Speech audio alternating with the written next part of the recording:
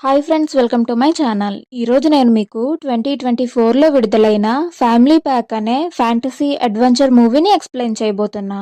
మీరు కనుక నా ఛానల్ని చూడటం ఇదే ఫస్ట్ టైం అయితే ప్లీజ్ సబ్స్క్రైబ్ చేయండి అండ్ మీలాగే ఇలాంటి వీడియోస్ని ఇష్టపడే మరికొందరికి ఈ వీడియోని షేర్ చేయండి. మూవీ స్టార్టింగే 1497కి చెందిన మిల్లర్స్ హాలో అనే ఒక గ్రామాన్ని చూపిస్తారు. నైట్ టైం ఒక పర్సన్ ఆ ఊరి ప్రజలను హెల్ప్ కోసం పిలుస్తుంటాడు. బట్ వాళ్ళెవ్వరూ హెల్ప్ చేయడానికి రెడీగా లేకపోవటంతో ఎవరైతే అతనికి హెల్ప్ చేయకుండా ఉన్నారో వాళ్ళ ఇంటి ముందు ఒక కార్డ్ ని వదిలేసి వెళ్తాడనమాట. దీనివల్ల ఆ ఇంటి ఓనర్ శాపం పొంది వేర్వుల్ఫ్ లాగా మారిపోతుంటారు. మూవీ ఇప్పుడు ప్రెజెంట్ టైం కి వచ్చి గిల్బర్ట్ అనే ఈ పెద్ద ఆయన ఇంట్లో చూపిస్తారు. ఆయన ఇంటికి కొడుకు, కోడలు, మనవరాళ్ళు, మనవడు వచ్చుంటాడనమాట. కొడుకు పేరు జెరోమ్, కోడలేమో మేరీ అండ్ వాళ్ళ పిల్లలు క్లారా, లూయిస్ ఇంకా మేరీ కొడుకైన థియో. ఈ గిల్బర్ట్ కి పెద్ద వయసు అండ్ కొంచెం అల్జీమర్స్ కూడా ఉన్నాయిలేండి. అతను ఒక పల్లెటూరులో ఉంటాడు. వీకెండ్ కావటంతో అతన్ని కలవటానికి వీళ్ళందరూ వచ్చుంటారు. ఇక్కడ బాగా బోర్ కొడుతుందని అనుకుంటూనే వాళ్ళు వేర్వుల్ఫ్ అనే ఒక బోర్డ్ గేమ్ ని స్టార్ట్ చేస్తారు. బట్ అది ఇంకా బోర్ కొడుతుందన్నమాట. సో క్లారా నేను ఈ గేమ్ ని ఆడనని తన రూమ్ కి వెళ్ళిపోతుంది. గిల్బర్ట్ కి కూడా అర్థమవుతుంది తన మనవళ్ళు తనతో టైం స్పెండ్ చేయడానికి ఇంట్రెస్ట్ చూపించట్లేదని. అతను కూడా అక్కడి నుంచి వెళ్ళిపోతాడు. అలా ఆ గేమ్ ని స్టార్ట్ చేసిన ఒక్కొక్కరు వెళ్ళిపోతుంటారు. ఇంకా లాస్ట్ కి మేరీ ఇంకా జెరోమ్ మాత్రమే ఉంటారు. ఆమె తన హస్బెండ్ తో ఈ ఊరిలో ఒక కార్నివల్ జరుగుతుందంట, మనం సాయంత్రం వెళ్దామని చెప్పి ఆమె కూడా అక్కడి నుండి వెళ్ళిపోతుంది. ఇప్పుడు అక్కడ జెరోమ్ మాత్రమే ఉంటాడు అండ్ ఆ బోర్డు నుంచి ఒక లైట్ లాంటిది వస్తుంది. అది చూసిన అతను దానిని క్లోజ్ చేసేస్తుంటాడు. పెద్ద భూకంపం లాంటిది రావటంతో వాళ్ళందరూ ఒక దగ్గరికి చేరిపోయి బేస్మెంట్ కి పారిపోతారు. కాసేపటికి అంతా నార్మల్ అయిందని వాళ్ళు బయటకొచ్చి చూస్తే ఆ ఇంటి రూపురేఖలే మారిపోతాయి. అదేదో ఒక పాతకాలం ఇల్లులా తయారైపోతుంది. జెరోమ్ కారేమో ఇంటి బయట ఉండదు అండ్ వాళ్ళ దగ్గర ఉన్న ఫోన్స్ ఏవి పని చేయవు. దానికి తోడు ఇల్లు మొత్తం వెతికినా క్లారా కనిపించదనమాట. సో వాళ్ళు చుట్టుపక్కల ఎక్కడైనా ఉంటుందేమో అని వెతకడానికి అలా బయటకు వస్తారు. అలా కొంచెం దూరం వెళ్ళాక వాళ్ళకు ఒక విలేజ్ కనిపిస్తుంది. బట్ విచిత్రం ఏంటంటే ఆ విలేజ్ లోని ప్రజలందరూ ఏవో పాతకాలం మనుషుల్లా ఉంటారు. అండ్ వీళ్ళను చూసి ఏంటి వీళ్ళెంత విచిత్రంగా ఉన్నారు, వీళ్ళు మాట్లాడే భాష ఏంటి, అసలు ఎక్కడి నుండి వచ్చారని చాలా డిఫరెంట్ గా ట్రీట్ చేస్తుంటారు. వీళ్ళేమో అదేంటి ఈవినింగ్ కదా, వీళ్ళప్పుడే విలేజ్ కార్నివల్ కోసం రెడీ అయిపోయారా అని అక్కడేం జరుగుతుందో అర్థం కాకుండా అలా చూస్తూ ఉన్నప్పుడు జెరోమ్ కి ఒక పోస్టర్ కనిపిస్తుంది. అందులో వాళ్ళ గ్రేట్ గ్రాండ్ ఫాదర్ ఉంటారు అండ్ ఆయన వాంటెడ్ క్రిమినల్ అంట. కాసేపటి తర్వాత ఆ విలేజ్ గార్డ్ అక్కడికి వచ్చి మేము ఆ క్రిమినల్ ని పట్టేసుకున్నాం, ఇప్పుడు అతన్ని చంపబోతున్నామని అనౌన్స్ చేస్తారు. కానీ ఈ ఫ్యామిలీ మాత్రం ఇదంతా ఆ కార్నివల్ లో భాగం అనుకుని ఆ ఫ్యామిలీ జరిగేదంతా చూస్తుంటారు. కాసేపటి తర్వాత క్రిమినల్ ని కూడా చంపేస్తారు. బట్ ఈ ప్రాసెస్ లో కొంచెం బ్లడ్ అనేది మన జెరోమ్ పై తుల్లుతుంది. దాన్ని చూసిన తర్వాతే సీన్ అర్థమవుతుంది జరిగిందంతా నిజమని అండ్ అతన్ని నిజంగానే చంపేశారని అర్థం చేసుకున్న అతను తన ఫ్యామిలీని తీసుకుని అక్కడి నుండి వచ్చేస్తాడు. దారిలో వాళ్ళందరికీ ఎక్స్ప్లెయిన్ చేస్తూ మనం టైం ట్రావెల్ చేసి ఇలా మిడేవల్ ఎరాకి వచ్చేసామని చెప్తే వాళ్ళెవ్వరికి ఏం అర్థం కాదు. ఈ కన్ఫ్యూజన్ లోనే ఉన్నప్పుడు అక్కడికి వచ్చిన ఒక గార్డ్ మీరేంటి ఇంత డిఫరెంట్ గా డ్రెస్ చేసుకున్నారని అడుగుతున్నప్పుడే మేరీ యొక్క ఫోన్ అలారం మోగుతుంది అండ్ అది అతనికి కొంచెం తేడాగా అనిపించటంతో మీరెవరు నిజం చెప్పండి అని వాళ్ళను కొట్టడానికి మీదకొస్తుంటాడు. అతన్ని మన గిల్బర్ట్ ఆపే ప్రయత్నంలో అతనికి తెలియకుండానే ఏవో సూపర్ పవర్స్ అతనికి వచ్చేసినట్టు జస్ట్ ఇలా టచ్ చేస్తాడో లేదో ఆ సైనికుడు చాలా దూరం వెళ్లి పడిపోతాడు. ఇదంతా చూసిన వాళ్ళు స్టన్ అయిపోతారు. ఇంటికొచ్చిన తర్వాత వాళ్ళు ఒకటే అబ్జర్వ్ చేస్తారనమాట.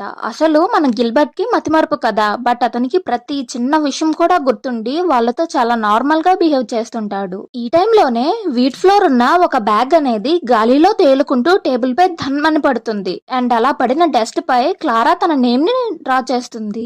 ఇది చూసిన థియోకి ఏదో అర్థం కావటంతో తను కొంచెం పిండిని తీసుకుని గాల్లోకి ఊదగానే గాల్లోకి ఎగిరిన ఆ పిండి క్లారా ఫేస్ యొక్క అవుట్లైన్ లా మారుతుంది. అంటే ఆమె ఇన్విజిబుల్ అయిపోయిందని అనుకుంటారు అండ్ ఆమె అందరితో మాట్లాడడానికి ట్రై చేస్తుంది. ఆమె మాటలు ఒక్క జెరోమ్ కి తప్పితే ఎవ్వరికి వినిపించవు. విచిత్రం ఏమిటంటే క్లారా మాటలే కాకుండా ఆ ఇంట్లో వాళ్ళు తమ మనసులో మాట్లాడుకునే ప్రతి మాట జెరోమ్ కి వినిపిస్తుంటుంది. అతను ఇది ప్రాసెస్ చేసుకునే లోపే ఆ విలేజ్ యొక్క హెడ్ గార్డ్ వాళ్ళ ఇంటికి వచ్చి మీరేంటి ఇంత విచిత్రంగా ఉన్నారు, నిజం చెప్పండి మీరు కూడా క్రిమినల్సే కదా అని అడుగుతాడు. అందుకు క్విక్ గా రియాక్ట్ అయిన జెరోమ్, లేదండి మేమందరం మ్యూజిషియన్స్ అని చెప్పి అతను ఒక గిటార్ ని ప్లే చేసి వినిపిస్తాడు. సో కన్విన్స్ అయిన అతను చీకటి పడుతుంది, నైట్ అయితే ఆ మాన్స్టర్స్ వచ్చేస్తాయి కదా, సో జాగ్రత్తగా లోపలికి వెళ్లి డోర్స్ అన్నిటిని క్లోజ్ చేసుకోండి అని చెప్తాడు. బట్ వాళ్ళకి ఏం అర్థం కాదు. ఇలా నైట్ అయిపోయి ఉంటుంది. ఆ నైట్ లో ఒక వ్యక్తి ఊరి ప్రజలందరికీ నైట్ అయిపోయింది, డోర్స్ అన్నిటినీ క్లోజ్ చేసుకుని లోపలే ఉండండి, బయటికి రాకండి అని అనౌన్స్ చేస్తుంటాడు. ఇటువైపు వీళ్ళంతా అసలు ఈ ప్లేస్ ఏంటి, మనం ఇక్కడ ఎందుకున్నాం, ఏం జరుగుతుందనే విషయాలు ఏమీ అర్థం కాకపోవడం వల్ల కన్ఫ్యూజన్ లో ఉంటారు. థియో వాళ్ళొక బోర్డ్ గేమ్ ని ఇంతకు ముందు స్టార్ట్ చేశారు కదా, ఆ బోర్డ్ గేమ్ కూడా వాళ్ళతో పాటు ఇక్కడే ఉండటాన్ని చూసి మనమేమీ టైం ట్రావెల్ చేయలేదు, ఈ బోర్డ్ గేమ్ ని ఆడేటప్పుడు ఆ బోర్డ్ తన పవర్స్ ని ఉపయోగించి మనల్ని లోపలికి లాగేసుకుంది. అండ్ దీనిని ఆడేటప్పుడు మనందరికీ ఒక్కొక్క క్యారెక్టర్ వచ్చింది కదా, ఆ క్యారెక్టర్ ప్రకారమే మనకి పవర్స్ కూడా వచ్చాయని అంటాడు. గిల్బర్ట్ కేమో వేర్వుల్ఫ్ హంటర్ వచ్చుంటుంది అండ్ క్లారాకి ఇన్విజిబుల్ వచ్చుంటుంది. దాని ప్రకారమే ఇప్పటి వరకు జరిగింది. సో ఈ గేమ్ రూల్స్ ఏంటి, దాని నుంచి ఎలా బయటపడాలని జెరోమ్ ని అడిగితే అతను నాకు దీని గురించి ఏం తెలియదు, కానీ మనం మాత్రం ఆ వేర్వుల్ఫ్ ని కనిపెట్టి దానిని చంపాలి, అప్పుడే దీనిలోంచి బయట పడగలమని చెప్తే ఆ చిన్న పాప లూయిస్ ఉంది కదా, తను భయపడుతుంది. ఎందుకంటే ఆమెకు ఆ వేర్వుల్ఫ్ కాయిన్ అనేది వచ్చుంటుంది. ఆ నైట్ క్లారా అలా చల్లగాలిని పీల్చుకుందామని ఒక క్యాండిల్ ని తీసుకుని వెళ్తుంది. తను ఇన్విజిబుల్ అయ్యుంటుంది కదా, ఆ క్యాండిల్ మాత్రమే మనకు కనిపిస్తుంది. కాసేపటికి అక్కడ 3 పెద్ద వేర్ఫుల్స్ వచ్చి ఆ ఇంటి చుట్టూరు తిరుగుతుంటాయి. ఇది చూసిన ఆమె భయపడి లోపలికొచ్చేస్తుంది. ఆ టైంలోనే లూయిస్ కి ఆ వేర్వుల్ఫ్ కాయిన్ వచ్చింది కదా, సో ఆమె కూడా నైట్ అయ్యేసరికి ఆ వేర్వుల్ఫ్ లా మారిపోతుంది. బట్ ఆమెను గిల్బర్ట్ ఎలాగో కంట్రోల్ చేసి తాళ్లతో కట్టేస్తాడు అనుకోండి. అండ్ నెక్స్ట్ డే వాళ్ళంతా ఆ ఊరి ప్రజల్లాగే తమ డ్రెస్ ని కూడా వేసుకొని ఉంటారు. అండ్ ఈ బోర్డ్ గేమ్ ని కనిపెట్టింది జెరోమ్ యొక్క గ్రేట్ గ్రాండ్ ఫాదరే కదా, సో మనం ఆయన్ని కనిపెడితే ఈ గేమ్ నుంచి బయటకు రావచ్చనే ఒక ఐడియాతో వాళ్ళు మళ్ళీ ఆ ఊరికి వెళ్తారు ఆయన వెతకడం కోసం. థియో ఇంకా క్లారా ఒక టీం, జెరోమ్ ఇంకా మేరీ ఒక టీం. క్లారా ఎవరికి కనిపించదు కదా, సో ఆమె ఒక ఫ్రూట్ ని దొంగలిస్తుంది. థియో కూడా అక్కడున్న ఒక బ్లాక్ స్మిత్ యొక్క ఒక వస్తువుని దొంగలిస్తాడు. మేరీ ఇంకా జెరోమ్ వాళ్ళ గ్రేట్ గ్రాండ్ ఫాదర్ గురించి ఆ ఊరి ప్రజలను అడిగితే వాళ్ళు మాత్రం అతను ఒక క్రిమినల్, అతని గురించి మీకెందుకని తిరిగి వీళ్ళనే క్వశ్చన్ చేస్తారు.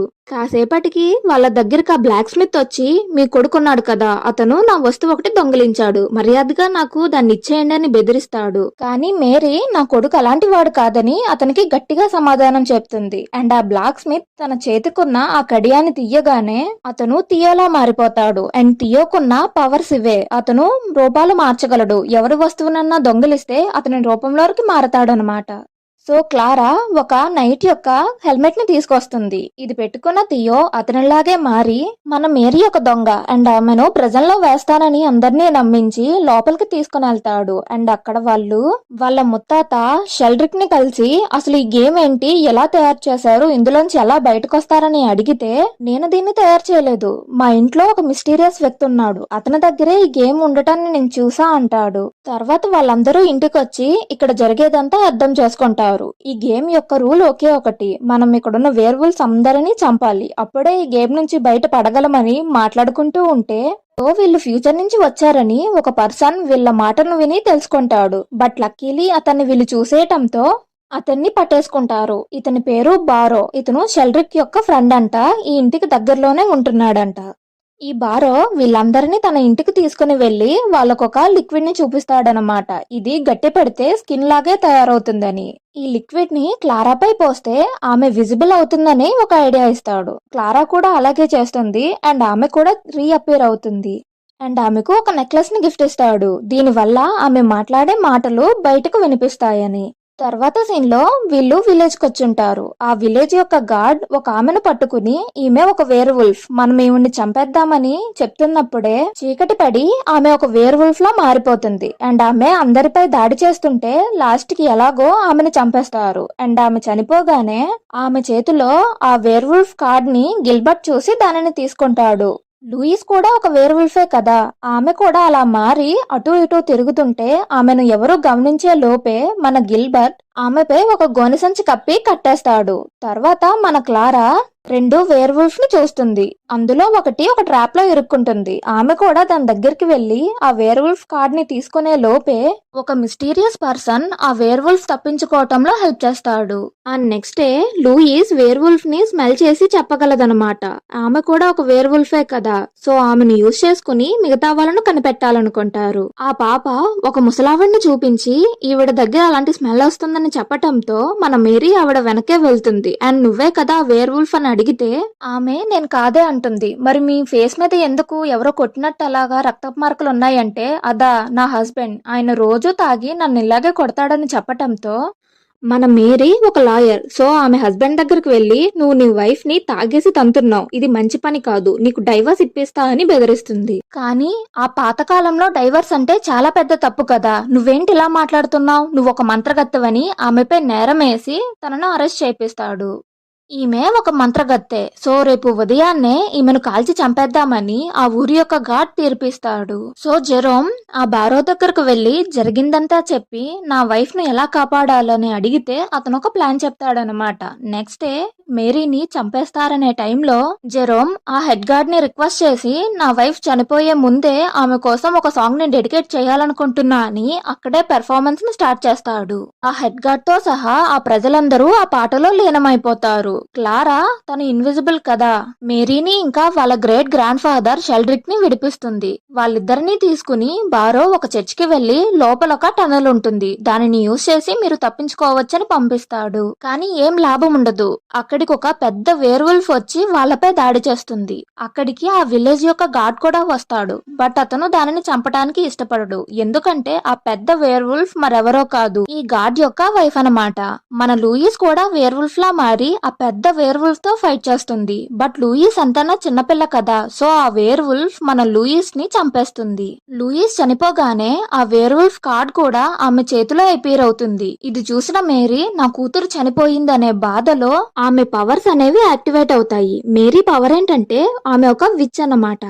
ఆమె తన కంప్లీట్ పవర్స్ ని ఉపయోగించి ఆ పెద్ద వేర్వుల్ఫ్ ని ఇంకా ఆ హెడ్ గార్డ్ ని చంపేసి మన లూయిస్ కి ప్రాణం పోస్తుంది.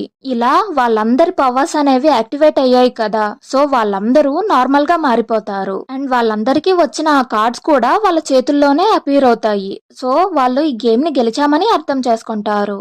తర్వాత సీన్ లో వాళ్ళు షెల్డ్రిక్ కి ఇంకా బారోకి థ్యాంక్స్ చెప్పి అక్కడి నుండి వెళ్ళబోతే ఆ బారో నా ఒరిజినల్ నేమ్ ఇది కాదు, నా అసలు పేరు లియోనార్డో డావిన్సీ అని చెప్తాడు. సో అతను షెల్డ్రిక్ ని పక్కకు పిలిచి ఇతను వేసిన పెయింటింగ్స్ అన్నిటినీ నువ్వు కొనేసుకో అంటాడు. మన షెల్డ్రిక్ మాత్రం ఎవరో అతను ఎప్పుడు పిచ్చి పిచ్చి పెయింటింగ్స్ అన్ని వేస్తాడు అన్నా సరే నేను చెప్తున్నాను విను, అతను ఎంత చెత్త పెయింటింగ్ వేసినా సరే వాటినన్నిటినీ నువ్వు కొనుక్కుని నీ దగ్గర ఉంచుకో అని చెప్తాడు. తర్వాత వాళ్ళు వాళ్ళ కార్డ్స్ అన్నిటినీ ఆ గేమ్ బాక్స్ లో పెట్టగానే వాళ్ళు స్పృహ కోల్పోతారు. కళ్ళు తెరిచి చూస్తే వాళ్ళ ముందు ఆర్మర్ వేసుకున్న ఒక సైనికుడు కనిపించటంతో ఏంటి మనం ఇంకా ఇక్కడే ఉన్నామా అని డిసప్పాయింట్ అవుతూ ఉన్నప్పుడే ఆ సైనికుడి యొక్క ఫోన్ రింగ్ అవ్వటంతో మళ్ళీ మనం మన టైం లైన్ కి వచ్చేసామని చాలా ఆనందపడతాడు. గిల్బర్ట్ కూడా ఇంతకు ముందులాగే మళ్ళీ మతమరుపు వచ్చి కొంచెం కొంచెంగా అన్ని మర్చిపోతుంటాడు. అండ్ అతను జెరోమ్ కి ఒక లెటర్ ఇస్తాడు. గిల్బర్ట్ జెరోమ్ ని ఎంతగా ప్రేమిస్తున్నాడో అండ్ ఇప్పుడు జరిగిన విషయాలన్నిటినీ నేను తొందరలోనే మర్చిపోతాను, అప్పుడు నువ్వే నాకు గుర్తు చేయాలని అందులో రాసుంటాడు. ఇంకా లాస్ట్ గా ఆ ఫ్యామిలీ మొత్తం మ్యూజియం కి వెళ్తారు. అక్కడ వాళ్ళ great grand father Leonardo DaVinci యొక్క పెయింటింగ్స్ అన్నిటినీ అతనే కొనుంటాడు. అండ్ వాటిని మ్యూజియం కి డొనేట్ చేయటంతో ఆ పెయింటింగ్స్ దగ్గర అతని పేరే ఉంచుతారు. అండ్ ఈ మూవీ కూడా ఇక్కడతో ఎండ్ అవుతుంది. ఈ వీడియో నచ్చితే లైక్ చేయండి, మీ ఫ్రెండ్స్ అండ్ ఫ్యామిలీకి షేర్ చేయండి. అండ్ ప్లీజ్ నా ఛానల్ని సబ్స్క్రైబ్ చేయడం మాత్రం మర్చిపోకండి.